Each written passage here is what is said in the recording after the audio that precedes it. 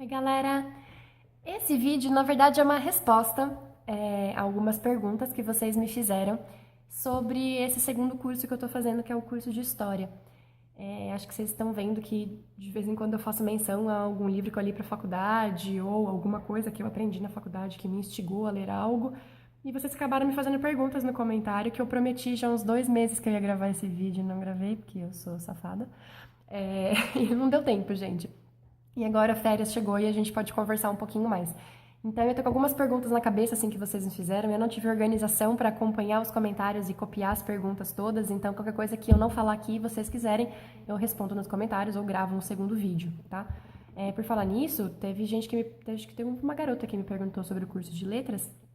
Se vocês tiverem alguma dúvida sobre isso e tal, me deixe uma sequência de perguntas lá embaixo, eu faço um vídeo sem o menor problema, tá? Igual eu já fiz sobre a carreira de professor, que eu vou deixar lá embaixo o vídeo também, tá bom? Bom, uma das coisas que eu fui perguntada é por que sair da letras e, né, migrar para a história. Então, eu sou professora de redação, de literatura, de leitura, tanto do fundamental até o cursinho preparatório para o vestibular. E o que eu gosto mesmo é de trabalhar com literatura, tá? Eu gosto muito de redação, gosto muito de leitura, mas a literatura é o meu xodó. E para trabalhar com literatura de séculos passados, por exemplo, de até escritores de outros países, você conhecer um pouco da cultura da região, a história daquele local, ajuda muito no entendimento do livro e na preparação das minhas aulas. Então, eu precisava, né, estudar mais história. Eu sempre gostei muito, mas nunca quis fazer isso como faculdade para ser o meu sustento, assim, trabalhar com aulas de história e etc. Mas sempre tive paixão, então eu falei, vamos associar uma coisa com a outra. Então eu fui fazer o curso para quê? Para dar uma melhor aula de literatura, para que eu conseguisse entender qual era o momento histórico em que as minhas personagens estavam vivendo, o que estava acontecendo econômica e politicamente, para entender algumas situações que passam despercebidas, né, para gente que tem menos conhecimento sobre o assunto. Então eu fui fazer faculdade por conta disso. E eu refiz todas as minhas aulas do início ao fim, gente. Vocês não têm noção de como está sendo importante, assim, entender as coisas e agora relendo os livros até do vestibular e de falar, nossa, não tinha percebido que ele estava fazendo uma brincadeira em relação a isso aqui, assim. Está sendo muito frutífero. O curso de História funciona como? Eu faço na USP, o curso é vespertino ou noturno, então você consegue migrar nos horários que eles têm lá. A gente tem sempre mais de um professor oferecendo cada disciplina obrigatória, as optativas não, mas as obrigatórias tem sempre mais de um professor.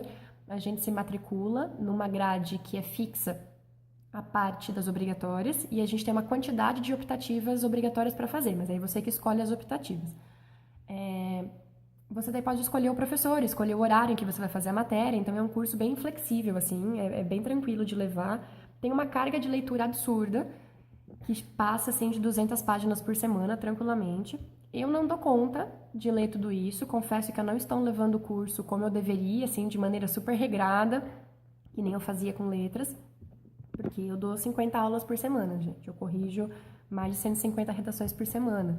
Eu não tenho condições de ler tudo que eles pedem para eu ler, mas eu guardo os programas, eu anoto as leituras que me interessam e eu vou, né, fazendo ao longo da vida. E eu tô fazendo o curso muito com uma meta, assim, a minha meta é para a literatura, então tem um monte de coisa ali que eu acho, nossa, tédio total, que eu não me dedico mesmo, sabe? Eu faço bem nas coxas, porque tem umas coisas que eu não vou usar, que não é pra mim, que eu não quero enveredar pelas aulas de história, pelo menos não agora. Não é meu objetivo. Pode ser que um dia eu me empolgue, mas pensar em preparar a aula do zero, assim, pra história, me dá uma certa preguiça. E eu sinto que eu precisava saber mais, assim, então não por enquanto. Então, o curso ele funciona como? Você tem as matérias de maneira cronológica. Então, a gente tem matérias de Brasil e tem matérias de história geral, né? Como a gente chama dentro do colégio. Então, primeiro você começa com teoria não, com metodologia de história, que é para você entender como é que você faz a pesquisa, né? Qual é o papel de um historiador e etc, que eu achei bem vago, assim, que é aquelas coisas que eu brisei um pouco. Aí, história do Brasil, que é o que me interessa mesmo, a gente começa do período colonial até o período pós-independência. República, na verdade, que a gente termina aí a parte de Brasil. Mas você pode pegar outras optativas que trabalham bastante com a escravidão. Pelo menos lá na USP, assim, os professores caem muito em cima ou da política ou da escravidão, tá? Aí, as matérias de história geral, deixa eu ver agora. No primeiro ano, a gente começou com... Não foi antiga. Não foi medieval. A gente começou com América. Isso, foi com América pré-colonização e pós-colonização. E a gente começou vendo América, então as maias, incas e tchãs. Aí depois apareceu Antiga, que eu pulei, eu não fiz o curso ainda, eu vou fazer no último ano, no ano que vem. Aí veio a medieval, moderna, contemporânea e a gente vai caminhando, né, cronologicamente, mas ele focou em América primeiro. Os cursos não são conectados, então você pode fazer contemporânea antes de ter feito medieval. Não tem o menor problema, porque eles são blocos, né? Os professores, eles focam o curso em cima daquilo sem imaginar se você viu o anterior ou viu o posterior. Eles vão trabalhar em cima daquele recorte temporal e temático que eles fizeram. E, gente, pelo amor de Deus, se você acha que você vai chegar lá e vai ter aula de história, não é isso que vai acontecer. Você não vai ter a história factual do tipo, então um dia o cara subiu no cavalo, foi lá e invadiu, e a guerra começou no ano tal, e não, tá? O que eles fazem são análises em cima daquilo. Então a gente analisa de um ponto de vista de um escritor que tem um cunho fascista. A gente vê Marx, de um totalmente outro extremo, olhando para aquele fato histórico. Você tem agora novas teorias em cima do porquê a escravidão negra substituiu a escravidão indígena. A gente olha dos ciclos econômicos, se eles foram ciclos mesmo, se foi uma coisa, né, constante. A gente vai olhar para as crises políticas e ver se a gente teve 2 guerras mundiais ou se foi uma guerra só. Então a gente começa a reconstruir, tipo, teve fome mesmo na Idade Média? A gente trabalha bastante com a produção cultural, que também teve, né? Alguns professores dão bastante enfoque até para literatura, que são os professores que eu caço constantemente na faculdade, que eu faço todas as matérias que eu posso com eles. E, e é bem bacana, gente. Eu gosto bastante do curso, ele é muito amplo, você pode sair de lá com conhecimentos muito distintos.